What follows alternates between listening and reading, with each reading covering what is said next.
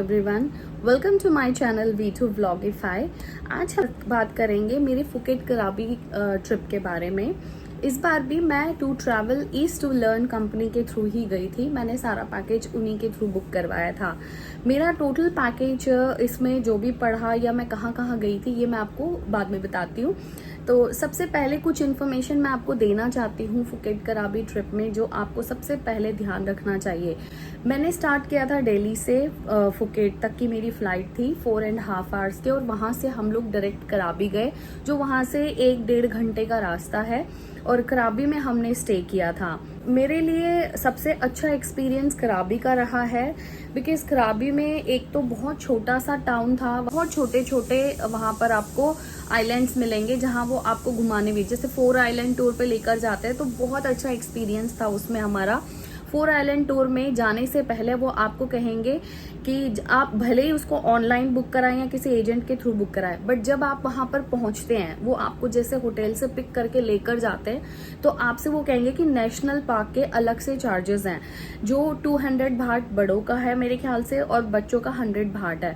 तो हमने 500 भाट वहां पर पे किया था, मेरा और टेडी का 200 और जेली का 100 भाट। नेशनल पार्क का मतलब ये होता है कि बोट से जब आप आइलैंड पे उतरते हो, किसी भी 4 आइलैंड टूर पे किसी भी आइलैंड पे आप जब बोट से उतरते हो, तो वो उनका नेशनल पार्क है, वो उस आइलैंड को नेशनल पार्क बोलते हैं। तो जो आपको कंपलसरी पे करना ही होता है, अगर आप नहीं पे करेंगे तो आप आइलैंड पे उतर नहीं सकते, आप सारा टाइम बोट में ही रहेंगे, वो आपको आइलैंड पे नहीं जाने देंगे। हालांकि आइलैंड पे ऐसा कोई बहुत कुछ होता नहीं है, कोई रेस्टोरेंट्स या कुछ एक्टिविटीज वगैरह कुछ नहीं है, बस आपको जाना है, छोटा सा आइलैंड है, खेलने के लिए जाना है पानी में और वापस अपने बोट पर आना है। बट फिर भी बंदा जब इतना लंबा टूर कर रहा है बोट में, तो थोड़ा सा सी सिकनेस हो सकता है, तो बेटर है कि आप वो अमाउंट पे करके आप ले लीजिए।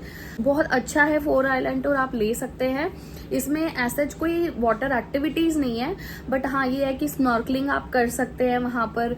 वो आपके साथ एक वो गाइड होते हैं, वो आपको स्नॉर्कलिंग कराते हैं। लंच वो आपको करवाते हैं वहीं पर, पानी, कोल्ड ड्रिंक, चिप्स और खाना भी आपको देते हैं। ट्राई करते हैं इंडियन खाना बनाने की, बट इंडियन कुछ खास टेस्ट आता नहीं है, उनका अपना अलग साउथ एशियन फूड का जो टेस्ट होता है वही आता है। बाकी उसके अलावा अच्छा है, कराबी मुझे ज्यादा पसंद आया। ग्रीनरी बहुत है और उतना ज्यादा कमर्शियलाइज नहीं है, तो आपको अगर पीसफुल एरिया चाहिए, इंडियन रेस्टोरेंट्स भी है, छोटे छोटे मार्केट्स है, शोर बहुत कम है वहां पर है, तो कराबी इज द बेस्ट ऑप्शन। मुझे वाकई में बहुत पसंद आया कराबी। उसके बाद हम लोग गए थे फुकेट। फुकेट थोड़ा कमर्शियलाइज हो गया है, वहां पर बहुत सारे पब्स, बार्स, बहुत चीजें हैं। बीच के आसपास आप बहुत शोर शराबा देखेंगे, स्पेशली शाम के टाइम 5 o'clock 6 o'clock के बाद वहां सारे पब्स ऑन हो जाते हैं, lights whites, open restaurants, open bars वगैरह होते हैं वहां पर। और इसके अलावा फीफी आइलैंड मुझे बिल्कुल पसंद नहीं आया गाइस। अगर आप लोग जाएंगे स्पेशली किड्स के साथ, फीफी आइलैंड टूर ना ही करें, वहां पर कुछ नहीं है। अगर आप जाते हैं तो वहां पर आपको सबसे पहले यही बोल दिया जाएगा, क्योंकि जो आप इंडिया से पैकेज बुक कराते हो वो इकोनॉमी क्लास की कैब पैकेज होता है। वहां जाने के बाद वो आपको बोलेंगे कि आप वीआईपी या वीवीआईपी ले लो। ऑब्वियसली आप इकोनॉमी क्लास मतलब वो जैसे बेसमेंट होता है वैसे होता है, कोई विंडो खास होती नहीं है, सीट्स भी छोटे होते हैं। वहां जाके आपको वो डराएंगे कि आप छोटे से विंडो होते हैं, वहां पर हवा नहीं आती है ज्यादा, छोटा सा वो होता है, ये होता है, जो भी है वो आपको बोलेंगे। आपको वीआईपी के लिए पिच इन करेंगे, आप फिर वीआईपी वाला लोगे 600 भाट पर पर्सन का, वो लोगे आप। उसके बाद आप वहां से आपको बोलेंगे कि आपको कंटिन्यूसली चाय कॉफी वगैरह सर्व होगा। कुछ नहीं करते, सिर्फ एक ही बार चाय कॉफी देते हैं, उसके बाद पानी भी आपको खरीद कर पीना पड़ता है। और जब आप फीफी आइलैंड पहुंचते हैं गाइस, कुछ नहीं है वहां पर, कुछ भी नहीं है। अगर आपको स्कूबा डाइविंग करना है, कोई भी एक्टिविटी करना है, पटोंग बीच में कर लीजिए। पटोंग बीच बेस्ट है एक्टिविटीज के लिए। फीफी आइलैंड में बीच भी सुंदर नहीं है, बीच पर भी मैक्सिमम वहां पर 1 या 2 बीच आपको नजर आएगा, जिसमें आपको पानी का भी लेवल बहुत कम है, उतना डीप नहीं है। तो एक्टिविटीज वगैरह के लिए मेरे को लगता नहीं है वहां कोई जाता भी होगा। और वहां पर क्राउड बहुत ज्यादा है, क्योंकि हर कोई फीफी आइलैंड करता है, और उनका जो शिप है जिसमें वो लेकर आते हैं, उसमें भी मुझे खास मज़ा नहीं आया। मुझे सीट्स भी कोई इतनी कंफर्टेबल नहीं लगी। वो बिल्कुल वैसा ही लगेगा जैसे आप एक फ्लाइट में जा रहे हैं छोटे एरोप्लेन में, और वहां पर आपके पास स्पेस नहीं है ज़्यादा बैठने के लिए। ये मेरे को तो बिल्कुल पसंद नहीं है, मैं कभी सजेस्ट नहीं करूंगी किसी को। इनफैक्ट जब आप लोग फीफी आइलैंड जा रहे होते हैं ऑन द वे, वहां पर इतने अच्छे अच्छे छोटे छोटे पहाड़ होते हैं, जैसे हालोंग बे में वियतनाम में हमने देखा था छोटे छोटे पहाड़। तो वहां पर ये लोग रोक सकते थे, वहां काफी क्राउड होता है, लोग कायाक करते हैं वहां पर, स्नॉर्कलिंग कर रहे होते हैं, कई लोग स्कूबा डाइविंग वगैरह कर रहे होते हैं, बट आप शिप में से उतर ही नहीं सकते। आप सिर्फ शिप के टॉप डेक पे खड़े होके सिर्फ उन व्यूज को एंजॉय कर सकते हैं, लेकिन आप किसी भी आइलैंड पे वहां उतर नहीं सकते। आपको डायरेक्टली 2-2.5 घंटे के बाद वो फीफी आइलैंड पे ही उतारेंगे। और जो टॉप डेक होता है वो इतना क्राउडेड होता है, एक तो शिप ऐसे ऐसे इतना हिलता है और बहुत ज्यादा क्राउडेड होता है। तो मेरे को लगता ही नहीं है कि वहां पर किसी को इजीली फोटोज वगैरह भी क्लिक करना है या कुछ है तो इजीली कर पाते होंगे। मैं तो एक भी फोटो ढंग से क्लिक नहीं कर पाई थी, बोट इतना ज्यादा हिलता है वहां पर, सिर घूमने लगता है। अगर सी सिकनेस है आपको तो आप बहुत ज्यादा सिर चकरा के वहां वॉमिट वगैरह भी बहुत ज्यादा सेंसेशन होता है। लेकिन एक चीज वहां पर और भी है कि जब आप लोग वहां टॉप डेक पे होते हैं तो उन्हीं के जो शिप के ही जो लोग होते हैं, स्टाफ होता है, वो आपकी छुप छुप के फोटोज क्लिक करते हैं।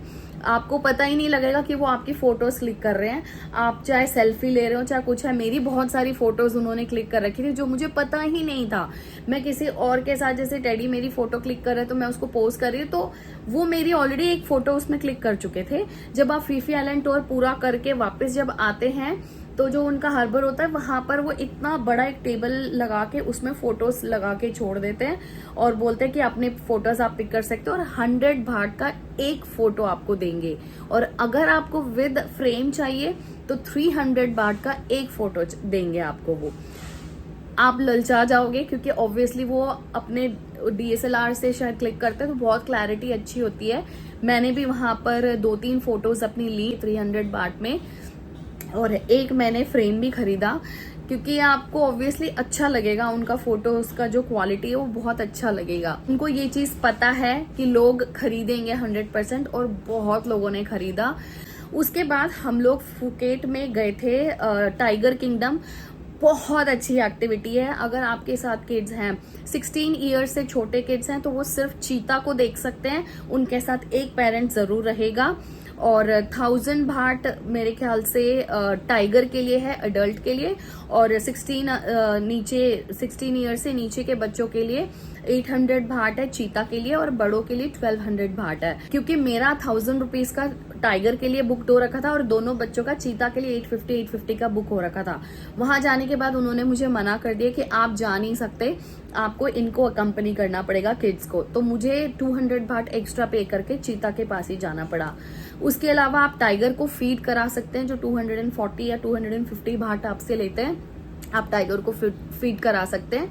वो कुछ पीसेस चिकन के देंगे, एक डंडी सी देंगे, उससे आपको खिलाना होता है जाली के बीच में से। तो अच्छा एक्सपीरियंस था। टाइगर किंगडम मेरे किड्स को भी बहुत पसंद आया, मुझे भी लगा वर्थ है मनी। हम लोग कभी ऐसे पास जाके टच करके किसी भी टाइगर को या चीता को देख नहीं पाते इंडिया में, तो वहां पर ये अच्छा लगा हम लोगों का एक्सपीरियंस। काफी सारे फोटोज भी क्लिक करते हैं आपके फोन से, वीडियोज भी बनाते हैं, और एक बंदा उनका आपके साथ रहता है वहां पर। उसके अलावा हम लोग डॉल्फिन शो देखने गए थे, डॉल्फिन बे। वो नॉर्मल जब आप पैकेज बुक कराते हैं इकोनॉमी लाइक ऊपर के सीट्स का होता है, वहां जाके वो पिचन करते हैं कि स्टार्टिंग के फर्स्ट एंड सेकंड सीट का अगर आपको बुक करना है तो आपको 100 बाट एक्स्ट्रा पे करना होता है। तो वहां पर वो आपको रेट्स का वो एक रखा हुआ उन्होंने टैग सा, उसको आपको दिखा देंगे। तो मेरे बच्चों को मन था कि हम डॉल्फिन शो आगे बैठकर देखेंगे, तो मुझे वहां पर भी अपग्रेड कराना पड़ा। 500-600 बाट मुझे एक्स्ट्रा पे करके वो अपग्रेड कराना पड़ा। फॉर एक सीट आई थिंक पर पर्सन कुछ 200 बाट एक्स्ट्रा देना था शायद, वहां ऐसा ही कुछ था। तो लेकिन ये याद रखना, फर्स्ट या सेकंड सीट पे अगर आप होते हैं तो वो डॉल्फिन्स जब जंप करते हैं पानी में तो पूरा पानी आपके ऊपर गिरता है। हालांकि वो आपको वो देंगे रेनकोट, बट वो रेनकोट कुछ काम नहीं आता, इतनी गर्मी लगती है उसके अंदर, तो आप अल्टीमेटली वो उतार ही देते हैं और पानी गिरता ही गिरता है आपके ऊपर। बट ये है कि आपके वैल्यूएबल्स बैग्स जो भी हैं उसको गीले नहीं होंगे। उसके अलावा हम लोग जिस होटल में रुके थे फुकेट का, वो पटोंग बीच के पास ही था। वहां पर हम लोगों को काफी एक्टिविटीज करने को मिला। जेट स्की किया बच्चों ने, पैराग्लाइडिंग होती है, हम लोग कर नहीं पाए क्योंकि उस टाइम बहुत ज्यादा हवा चल रही थी। और कायाक कर सकते हैं और बहुत सारी एक्टिविटीज हैं वहां पर, तो आप आराम से अपना पटोंग बीच में जाके एंजॉय कर सकते हैं। इंपॉर्टेंट इन्फॉर्मेशन आपको देना चाहती हूँ करेंसी के बारे में। पर एक तो कार्ड कोई भी नहीं लेता है, और अगर कार्ड लेते हैं तो हर कोई आपसे कहेगा कि we charge you 3% more whatever the price. जो भी प्राइस है उस चीज का या एक्टिविटी का या कहीं का भी जो भी आपका है, जहां भी आप पे कर रहे हैं, उसके अलावा 3% कोई लेता है, कोई 4% लेता है। तो मैं आपको यही सजेस्ट करूंगी, अगर आप इंटरनेशनल एक्टिवेट ट्रांजैक्शंस को एक्टिवेट कराओगे अपने डेबिट कार्ड में, तो आप वहां जाके किसी भी एटीएम से निकालोगे तो वो थाई बाट में ही आपको मिल जाएगा। तो आप उसी कैश को, ज्यादा से ज्यादा कैश निकाल के रख लीजिए। एक अंदाजन आपको लगता है 20,000 लगेगा, 25,000 लगेगा, तो आप वहां जाके अपना यूज कर सकते हैं उस कैश को। जितनी बार निकालोगे उतनी बार चार्ज लगेगा ऑब्वियसली, तो बेटर है कि एक ही बार में निकाल लीजिए। उसके अलावा हम लोग जब वहां पर पहुंचे थे थाईलैंड फुकेट एयरपोर्ट में, अपने फॉरेक्स कार्ड में कुछ अमाउंट डलवा के गई थी। मैं जब वहां पहुंची तो मुझे सबसे बड़ा शॉक यही लगा कि वीजा ऑफिसर्स आपसे कार्ड से पेमेंट नहीं लेते। 2200 पर हेड, हम तीनों का मिलाकर 6600 थाई बाट मैंने वहां पे किया, जो अप्रोक्सीमेटली 16 to 17,000 के बीच में पड़ा था। इंडिया से कम से कम जितने जा रहे हैं 2200 थाई बाट पर हेड के हिसाब से जरूर लेकर जाएं। अपना करेंसी एयरपोर्ट, इंडियन एयरपोर्ट पे एक्सचेंज करते हैं या फिर किसी भी फॉरेक्स कंपनी से करवाते हैं, प्लीज जरूर करवा के जाएं।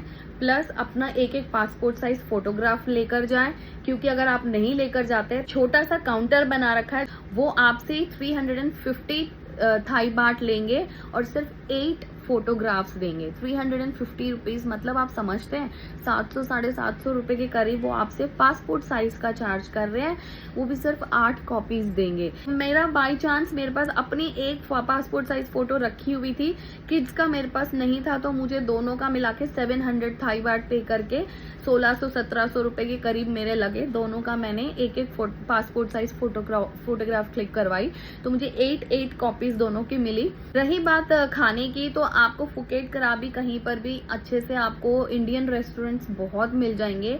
बट मैं आप लोगों को यही कहूंगी, अगर आप प्योर वेजिटेरियन है तो जो साउथ एशियन फूड का जो टेस्ट आता है, सी फूड वगैरह का, वो आपको यहाँ पर भी आएगा। मैंने बहुत इंडियंस को देखा होटल में ब्रेकफास्ट नहीं कर रहे थे, सब लोग बेचारे अपना वही फ्रूट्स खा के बस बैठे हुए थे। वो जो इंडियन खाना भी जो बनाते हैं ब्रेकफास्ट में, वो भी अच्छा नहीं लगता।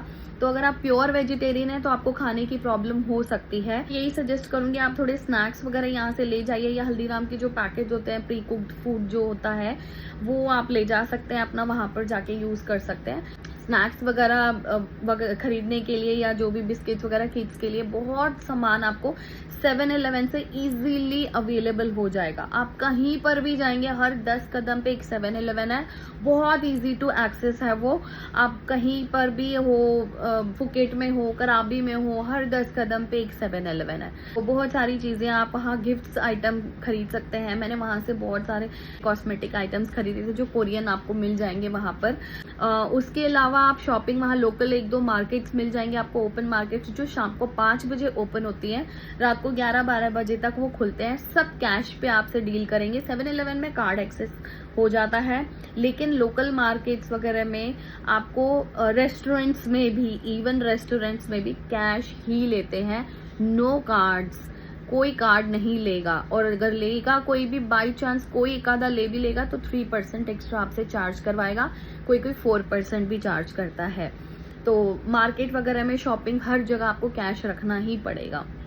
तो बेटर है कि अपने साथ करेंसी एक्सचेंज करके ले जाएं, या एटीएम से वहां पर निकाल सकते हैं। मैंने ज्यादातर वहां पर एटीएम यूज किया है, एटीएम से अपने लिए कैश निकाला है। वहाँ सोप्स बहुत अच्छे मिलते हैं, होममेड सोप्स।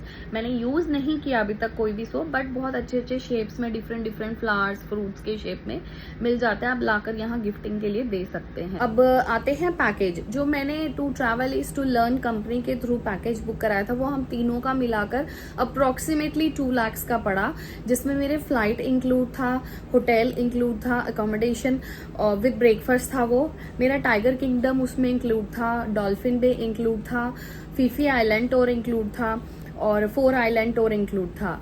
इसमें जितनी चीज़ें ये इंक्लूड थी, ये मेरा वीज़ा इंक्लूड नहीं था, वीज़ा चार्जेस मुझे वहीं जाके पे करना पड़ा। और अगर हो सकता है कि ई वीज़ा आप इंडिया से अप्लाई कर पाते हैं तो मैं आपको यही सजेस्ट करूंगी कि इंडिया से ई वीज़ा लेकर जाएं, तो ज़्यादा बेटर रहेगा आपके लिए। एक्सेप्ट वीज़ा बाकी चीज़ें इंक्लूडेड थी। बाकी जो भी अपग्रेडेशन वगैरह है ये मैंने वहाँ जाके खुद से किया, जिसका मुझे अराउंड 20 to 25,000 एक्स्ट्रा लगा। लाइक टाइगर किंगडम में मुझे अलग से पे करना पड़ा फीडिंग के लिए और अपने आप को टाइगर से चीता में अपग्रेड करने के लिए। डॉल्फिन बे में हमने वीआईपी सीट लिया, फीफी आइलैंड में वीआईपी सीट लिया और वहाँ पर हम लोगों को शिप को पार्किंग करने के लिए भी अलग से आपसे पार्किंग का चार्ज लिया जाएगा 20 बाट अराउंड। और उसके अलावा जो आप 4 आइलैंड टूर पे जाते हैं तो वो जो आपको नेशनल पार्क कह के जो चार्ज मांगते हैं वो अलग से पे करना पड़ता है। तो ऐसे छोटे छोटे खर्चे आपको करने ही पड़ेंगे, जिसके लिए आपको 20 से 25 हज़ार रुपये अलग से रखने पड़ेंगे अपने पास इंडियन रुपीस। और अगर आप थाई बाट बोलते हैं तो 5 to 6,000 थाई बाट अलग से आपको रखना ही पड़ेगा। तो यही सारी इन्फॉर्मेशन थी जो मुझे देना था। अगर आपको कोई क्वेश्चन या कुछ है तो प्लीज़ कमेंट बॉक्स में कमेंट कीजिए और सब्सक्राइब कीजिए, शेयर कीजिए, प्लीज़ मेरे वीडियोस को लाइक भी कीजिए। Bye bye.